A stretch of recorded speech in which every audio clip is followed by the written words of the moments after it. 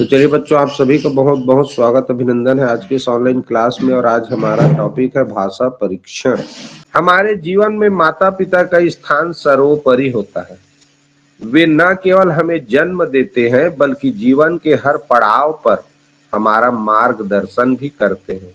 बचपन में जब हम कुछ नहीं जानते तब माता पिता ही हमें चलना, बोलना, पढ़ना सिखाते हैं।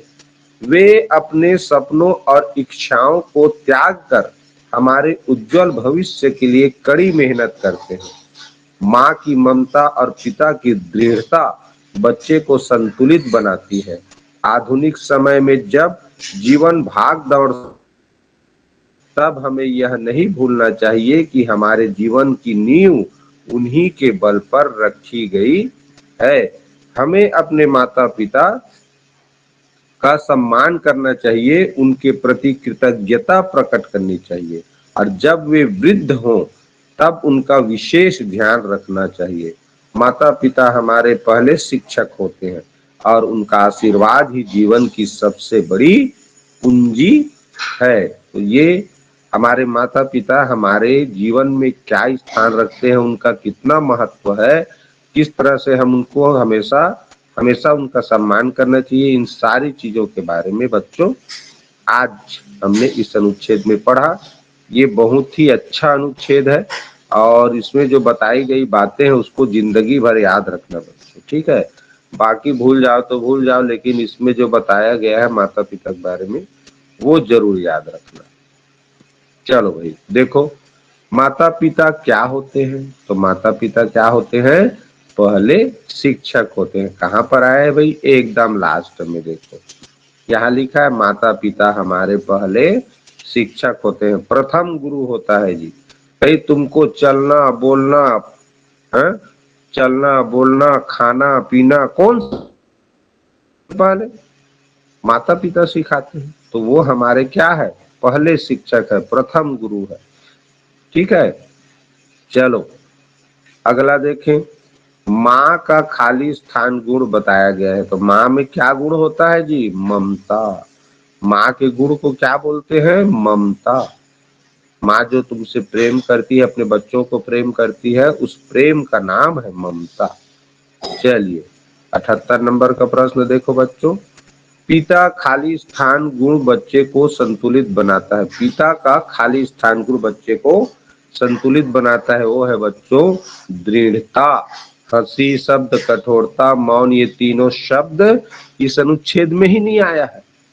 पिता का दृढ़ता कहाँ पर है, देखो हर चीज को नहीं समझ में आता तो देख के करना है। लिखा है पिता की दृढ़ता बच्चे को संतुलित बनाती है। तो आपको अनुच्छेद में वो लाइन जो प्रश्न में लाइन लिखा रहता है ना, वाक्य, उसे अनुच्छेद में ढूंढना है कहाँ पर लिखा है, तो वो शब्द आप लोगों को फिर मिल जाएगा। तो इस तरह इसका क्या हुआ, पिता का ये दृढ़ता बच्चे को संतुलित बनाता है। माता पिता अपने सपनों को क्यों त्यागते हैं, क्यों, खुद के लिए, बच्चों के उज्जवल भविष्य के लिए, समाज के लिए, समय बचाने के लिए। तो पूरा पूरा बच्चों, माता पिता अपने सपनों को क्यों त्यागते हैं, अपने बच्चों के उज्जवल भविष्य के लिए। आज तुम लोग पढ़ रहे हो, ऑनलाइन पढ़ रहे हो, मेहनत कर रहे हो, इतनी ठंड में सुबह उठ के पढ़ रहे हो, तो तुम्हारे माँ बाप ने ऑनलाइन क्लास में जोड़ा, ऑनलाइन क्लास पढ़ो बच्चों। देखना आज की स्थिति में माँ बाप लोग मोबाइल को छूने नहीं देते बच्चे को, यानी मत मोबाइल में बिगड़ जाओगे ऐसा बोलते हैं ना। तो मोबाइल में सही में है, गलत चीज देखोगे तो बिगड़ जाओगे, दिमाग भ्रष्ट हो जाएगा। लेकिन तुम जिससे ज्ञान मिले, जिससे हम लोग कुछ सीखें, अभी तुम लोग क्या हो जी, विद्यार्थी हो। विद्यार्थी का मुख्य धर्म क्या होता है, ज्ञान अर्जन करना, जहां से भी मिले अच्छी ज्ञान अपने दिमाग में डालना, बुद्धि में ग्रहण करना, ठीक है। तो मोबाइल का उपयोग अगर तुम पढ़ने लिखने के लिए कर रहे हो, माने एकदम सदुपयोग कर रहे हो। एक विद्यार्थी का धर्म ही है जहां से ज्ञान मिले उसे स्टोर करना। तो तुम मोबाइल में आज इतने ठंड में पढ़ रहे हो ताकि मेरा जो भविष्य है वो उज्जवल हो सके, सुनहरा हो सके, अच्छा हो सके करके पढ़ रहे हो। इसमें कौन है योगदान दे रहा है? तुम्हारे माँ बाप लोग। मान लिए मोबाइल लिए, पैसा जमा, इधर पैसा पटाए, हाँ, और साथ ही साथ तुमको, भले तुम लोग को लग रहा होगा इतना सुबह सुबह पढ़ना पड़ता है करके कई लोग परेशान भी होते हैं, लेकिन जिंदगी में न किसी कार्य को बोझ समझ के नहीं करना चाहिए। याद रखो बच्चों, पढ़ो ना तो मजा लेके पढ़ो। अरे मोबाइल में मस्त पढ़ने के लिए मिल रहा है सुबह सुबह, हाँ, जिस सर से कभी भेंट नहीं होना है वो सर को देख रहे हैं और बढ़िया पढ़ रहे हैं, कितनी अच्छी बात है। तो पढ़ाई बच्चों, पढ़ाई में ना इंजॉय करना चाहिए। पता है, जो इंजॉय करके पढ़ेगा ना लाइफ में जरूर सक्सेस होगा, जरूर सफल होगा। तो ये चीज करना, कभी पढ़ाई को ना बोरियत का काम मत समझ। जिंदगी में सबसे अच्छा काम है पता है पढ़ाई। जानते हो, मैं अभी सुबह 5 बजे से आप लोगों की इसमें लगा रहता हूँ, पढ़ाता हूँ, और रात के 8 बजे तक पढ़ाता हूँ। सोचो, शाम को आता हूँ तो उस समय फिर 6, 6:15 बजे तक पढ़ाता हूँ, उसके बाद आके फिर कुछ पढ़ना। सोचो, रात सुबह यानी 8 बजे तक पढ़ता हूँ, फिर अपना कुछ कुछ पुस्तक पढ़ता हूँ। तो पढ़ने में मजा आता है मुझे। पढ़ाता हूँ, स्कूल जाने के बाद पढ़ाऊंगा, वहां पढ़ाता हूँ तो भी मजा आता है बच्चों के साथ। तो पढ़ने को ना, विद्यार्थियों को, जितने भी स्टूडेंट है सबको मजा लेके पढ़ना चाहिए। पढ़ाई को मजा समझो। क्यों? उससे ज्ञान मिलता है तो आनंद मिलता है, प्रसन्नता होती है, सुकून, संतोष मिलता है। ठीक है बच्चों, तो ये हो गया हमारा ये प्रश्न 79 नंबर का, कि माता पिता अपने सपनों को क्यों त्यागते हैं, अपना सपना पूरा नहीं करते। वो अपने बच्चों को उज्जवल भविष्य बने इसके लिए अपने सपनों को त्याग देते हैं। अपनी जो शौक की चीजें हैं ना, जरूरत की चीजें, उसको त्याग देते हैं। नहीं, हम इस पैसे को अपने बच्चे के भविष्य में खर्च करेंगे। तो चलिए बच्चों, आज के इस हिंदी अनुच्छेद का अंतिम प्रश्न लेते हैं। सर्वोपरि शब्द का अर्थ है। सर्वोपरि, ऊपरी, सर्वाधिक, विशेष, सबसे ऊपर। तो सबसे ऊपर, सर्वोपरि माने सबसे ऊपर होता है। ठीक, सर्वाधिक, तो सर्वाधिक का अर्थ सबसे ज्यादा होता है। ऊपरी नहीं होगा, विशेष नहीं होगा, सबसे ऊपर होगा बच्चों इस प्रश्न का सही उत्तर। ठीक है, तो ये अनुच्छेद भी कंप्लीट हुआ भाई।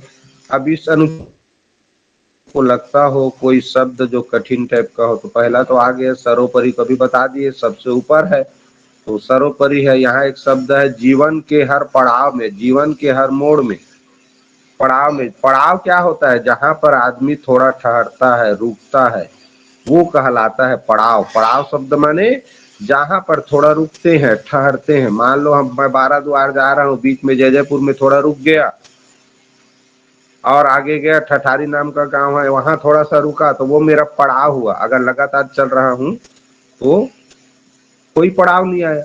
तो जिंदगी में हम कहीं न कहीं कुछ काम के लिए थोड़ा रुकते हैं, तो जिंदगी के हर पड़ाव में, हर मोड़ में कह सकते हैं।